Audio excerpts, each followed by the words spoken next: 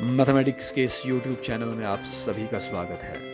ये चैनल एक प्रयास है कि हम सभी अपनी आंतरिक क्षमताओं का सही आंकलन कर समस्याओं का समाधान ढूंढने में सक्षम हैं। Since there is no substitute to hard work, similarly in mathematics there is no substitute to practice work. So I request all of you to please keep on practicing and practicing. इस video में हम बात करेंगे 10+1 permutation और combination के chapter में से today we will talk about combination. इससे पहले प्रीवियस सेगमेंट से हमने किया है कि what is fundamental principle of counting and what is permutation, और उससे पहले परमुटेशन के लिए what are factorial notations. Combination, जब हम कॉम्बिनेशन की बात करते हैं तो कॉम्बिनेशन को एक स्पेसिफिक वर्ड से हम समझने की कोशिश करते हैं। The specific word is selection.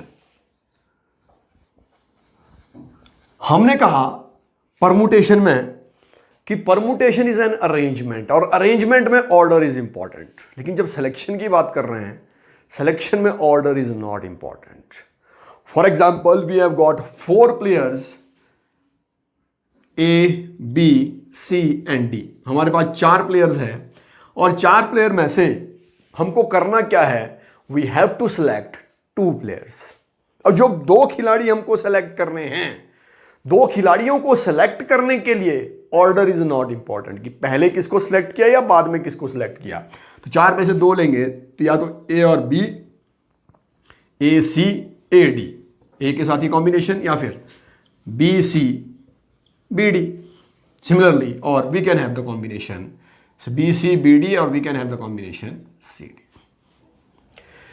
ये कॉम्बिनेशन हमारे पास है कि 4 में से 2 हमको जब सेलेक्ट करने हैं तो हाउ मेनी कॉम्बिनेशंस, सिलेक्शन का कितना प्रोसेस, कितने तरीके से हम सेलेक्ट कर सकते हैं, we can select by these 6 veg.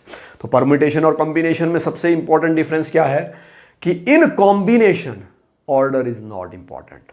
Combination में ऑर्डर जरूरी नहीं, लेकिन परमुटेशन में अरेंजमेंट बड़ा जरूरी है, ऑर्डर बड़ा जरूरी है कि लाइन में अगर खड़े करने हैं तो लाइन में ए और बी की बात करते हैं। लाइन में 2 तरीके से खड़े हो सकते हैं, पहले ए, ये फर्स्ट केस, दूसरा पहले बी, ये सेकंड केस। चलिए, कॉम्बिनेशन के लिए जो एब्रीवेशन हम यूज करते हैं, द एब्रीवेशन इज NCR, या we can write it as CNR। अब N क्या है, नंबर ऑफ अवेलेबल रिसोर्सेज, जितने रिसोर्सेज हमारे पास है that is the value of N। और अवेलेबल रिसोर्सेज इस पर्टिकुलर केस में कितने हमारे पास, 1 2 3 एंड 4। सिमिलरली एक टाइम में कितने रिसोर्सेज आपको यूज करना है, that is the value of R। Same process जो हमने परमुटेशन में किया है कि N is total number of resources that we have got and R is the number of resources that has to be used at one time, एक time में जो हमको रिसोर्सेज यूज करना है। तो NCR क्यों, अब यहां पर देखिए एक चीज है, कॉम्बिनेशन में ऑर्डर इज नॉट इंपॉर्टेंट। यानी जहां हम पहले परमुटेशन में A B और B A लिखते थे, यहां पर एक ही चीज है A B। Only one thing we are writing means we have to reduce something from the permutation. Permutations की जो हमारी कैलकुलेशंस है उनमें हमको कुछ चीजें कम करनी पड़ेगी। तो परमुटेशन का फॉर्मूला कहता है हमारा, NPR का लिख रहा हूं मैं, ये साथ में ही NCR का, n factorial divided by n minus r factorial. और कॉम्बिनेशन में since we are interested in reducing such type of arrangement जहां रेपिटेशन होती है, तो what we will do, we will divide it by r factorial. So this is NCR कि कितने combination possible है। और एक इंपॉर्टेंट चीज, जब आप क्वेश्चन को अटेम्प्ट कर रहे हैं, क्वेश्चन को ध्यान से देखना है कि कहां इसमें परमुटेशन लगना है और कहां इसमें कॉम्बिनेशन लगना है। चलिए सेम एग्जांपल लेते हैं। The value of N is 4 और एक टाइम में हमने यूज किए 2। N की value 4, 4 players we have got and we have to select 2 players, यानी total N is 4 and R is 2। Put the value, it is 4C2, it is 4 factorial divided by 4 minus 2 factorial into 2 factorial. ठीक है जी, let us solve it. It is 4 factorial divided by 2 factorial into 2 factorial. 4 factorial को 4 into 3 into 2 factorial, 2 factorial into 2 into 1, ये cancel हो गया। 12 divide by 2 तो कितने तरीके हैं? वी हैव गॉट 1 2 3 4 5 एंड 6, 6 तरीके, 4 में से जब हमको 2 प्लेयर्स सेलेक्ट करने हैं। तो हम on the basis of combination let us take few questions from one of the exercises of NCERT. NCERT book के इस क्वेश्चन को करने से पहले let us derive a formula from the formula that we have done earlier. जो इससे पहले हमने फॉर्मूला किया कि हमने किया कि NCR it is equal to n factorial upon n minus r factorial into r factorial. अब एक चीज, अगर हम एक फॉर्मूला इसको ही यूज करके निकालें कि NC n माइनस r, अब r की वैल्यू हो गई यहां n माइनस r, देखते हैं व्हाट वी विल गेट, हमको क्या चीज मिलेगी।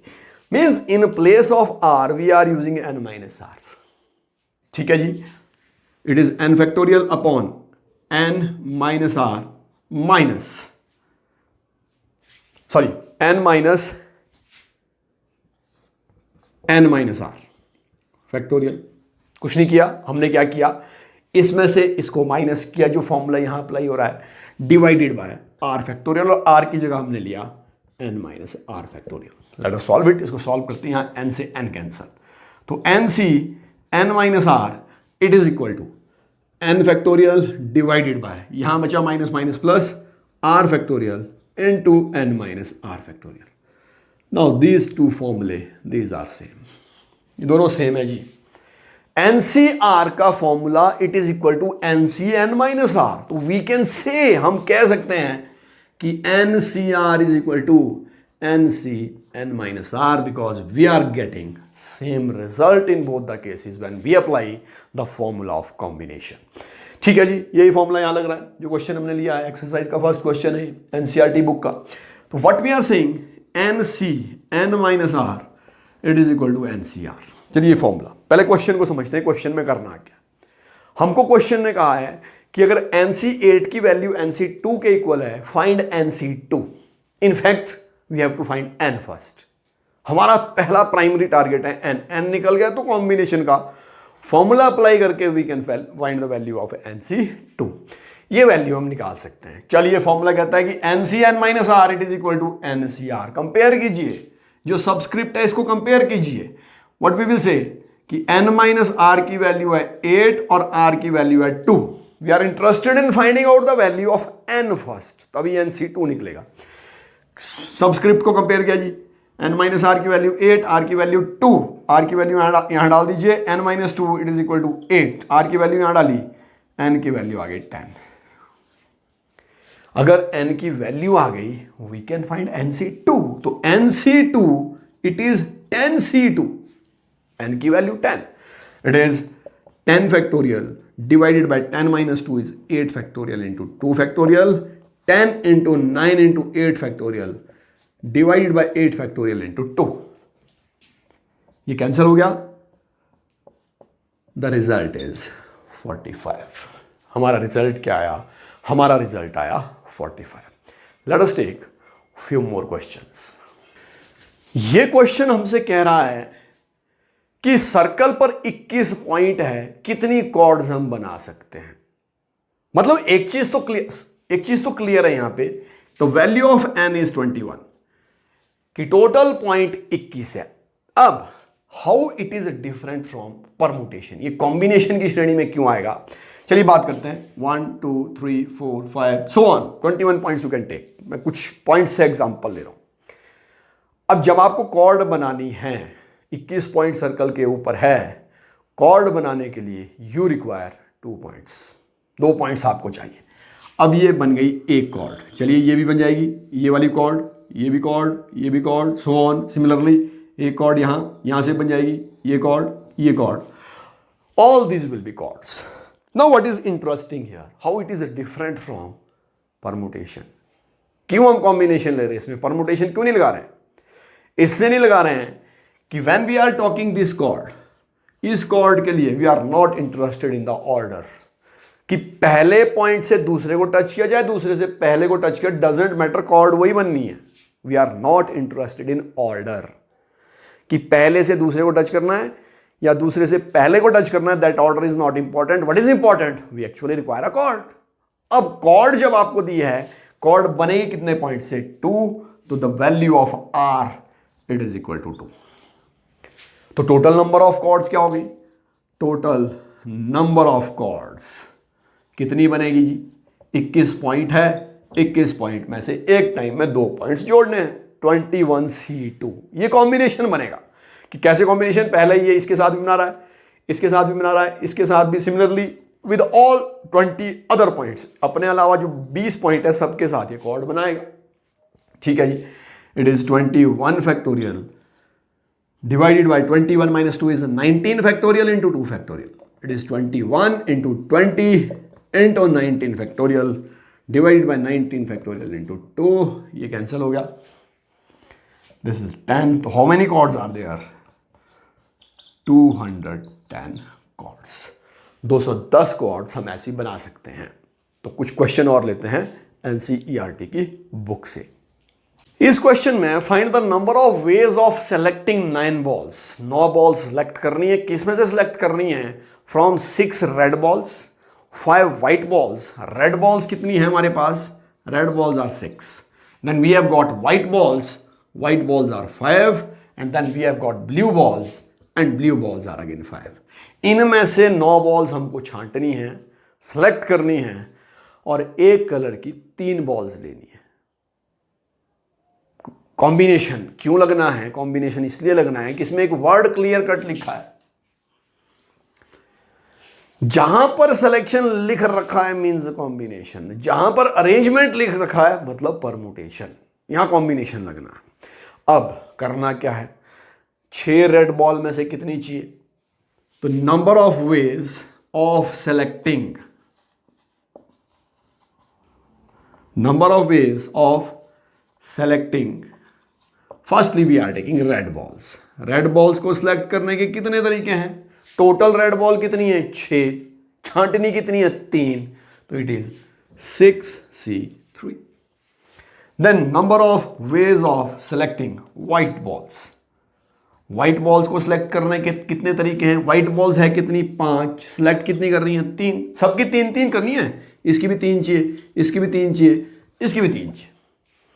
Then number of ways of selecting, we have got blue balls. Blue balls. Blue balls कितनी है? 5. छांटनी कितनी है? 3.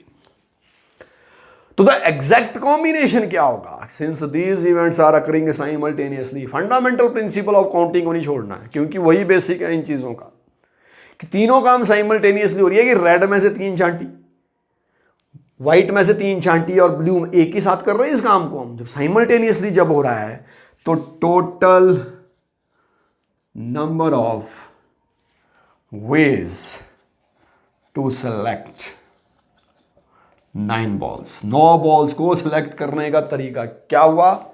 6C3 into 5C3 into 5C3. Let us solve it. इसको सॉल्व कर लेते हैं पहले. 6C3 is 6 factorial divided by 3 factorial into 3 factorial. Then 5C3 is 5 factorial divided by 5 minus 3 is 2 factorial into 3 factorial. N factorial divided by n minus r factorial into r factorial. Same again, 5 factorial divided by 2 factorial into 3 factorial. When we will solve it, इसको solve करके हमको मिल जाएगा, we will get 20. इसको जब solve करेंगे we will get 10 और 5C3 again we will get 10. तो number of veg, कितने तरीकों से आप बॉल सेलेक्ट कर सकते हैं? 2000 तरीके आपके पास बॉल को सेलेक्ट करने के. Let us take few more questions from NCERT book again. इस क्वेश्चन में 52 कार्ड्स में से हमको 5 कार्ड्स छांटने हैं. We have to select 5 cards और वो किस तरीके से सिलेक्ट करने हैं सीधा नहीं हो. यहाँ ठीक है जी, n की वैल्यू 52 और r की वैल्यू 5. ठीक है, अगर सिर्फ 5 छांटने हैं. लेकिन यहाँ कंडीशन कुछ और भी है. कंडीशन कह रहा है कि if there is exactly 1 ace in the combination. अब n और r वेरिएशंस आ रही है. केस 2 बनने हैं कि 5 के लॉट में एक तो चाहिए एस, बाकी 4 कार्ड कोई भी हो सकते हैं. पहले हम एस की बात करते हैं. 2 कॉम्बिनेशन बन रही है. पहले when we have got ace, कितना एस चाहिए? सिंगल. तो एस के लिए n की वैल्यू 4 और एक टाइम में हमको चाहिए एक। एस होते कितने? 4। अभी एस की बात कर रहे हैं हम, 5 कार्ड का कॉम्बिनेशन है जिसमें exactly we want exactly 1 ace, एक एस होना जरूरी है। तो एस है कितने? 4। अभी एक कार्ड के कॉम्बिनेशन की बात हो रही कि एक कार्ड हम कितने तरीकों से छांट सकते हैं। तो इट इज, तो S can be selected. A's can be selected by how many ways? 4C1. तो 4C1 solve it. It is equal to 4 factorial divided by 3 factorial into 1 factorial. The result is 4. यानी A's को आप 4 तरीकों से छांट सकते हैं। क्लियर है? कोई भी होगा, डायमंड का होगा या हार्ट का होगा, इट विल बी और क्लब्स, डायमंड, हार्ट और spade, any one of the 4 aces. 4 ही तरीके हैं एस को छांटने के। Okay, other cards, other 4 cards. अब बाकी जो 4 कार्ड है उनमें एस नहीं होना चाहिए। अब एस ले लिया हमने, यानी एस के अलावा बाकी कार्ड्स के लिए एन की वैल्यू 48, 4 एस निकाल देने अब, नहीं तो 2 एस हो जाएंगे कॉम्बिनेशन में। एग्जैक्टली 1 एस चाहिए हमको कॉम्बिनेशन में। एन की वैल्यू 48 और आर की वैल्यू 4। 4 चाहिए हमको, 48 में से 4। तो combination is other 4 cards can be selected, can be selected by how many ways? 48 C4 ways, 48 में से 4। तो total desired combination, total desired, जो डिजायर हमको किया है क्वेश्चन ने, total desired combination is 4 multiplied by 48 C4. We can calculate it, 48 factorial divided by 44 factorial into 4 factorial, multiply करके we will get the desired result. Let us take few more questions. अब ये question कह रहा है कि 17 player में से 11 players की क्रिकेट टीम बनानी है। अगर क्वेश्चन सिर्फ यहीं तक होता तो number of possible ways 17C11, लेकिन क्वेश्चन इतना सीमित नहीं है। क्वेश्चन कह रहा है कि 17 में से 11 प्लेयर्स की टीम बनानी है और इस 17 प्लेयर में 5 प्लेयर ऐसे हैं जो बॉलिंग कर सकते हैं। 5 प्लेयर बॉलिंग कर सकते हैं 17 में से। And if each cricket team of 11 must include exactly 4 bowler, यानी 17 में से जब 11 की टीम आपको बनानी है तो 11 की टीम के लिए you should have exactly 4 bowler, 4 bowler और बाकी 7 batsman. There is no option for wicket keeper here. Data जो दिया है उस डाटा के आधार पर ही काम करना है। मैथमेटिक्स में लॉजिक का कोई काम नहीं है। You are not suppose to give logics here. जो डाटा आपको दे रखा है, मतलब 4 आपको बॉलर और 7 आपको बैट्समैन। ठीक है जी। तो पहला पार्ट, पहले number of ways of selecting bowlers की बात करते हैं जी। जो दे रखा है उस आधार पर ध्यान से देखना है। Number of ways of selecting bowler, 5 bowler दिए हैं, 4 हमको लेना है। 5 में से 4 exactly 4 we have to take. 5 दे रखे हैं, we have to take exactly 4 bowler. तो it is 5C4, it is 5 factorial divided by 1 factorial into 4 factorial। तो 5 तरीकों से आप बॉलर को सिलेक्ट कर सकते हैं। अब आपने 4 जगहें भर दी, 4 जगहें भर दी है क्रिकेट टीम की, 5 में से 4 bowler. No number of ways of selecting other players को आप कितने तरीकों से सिलेक्ट करेंगे?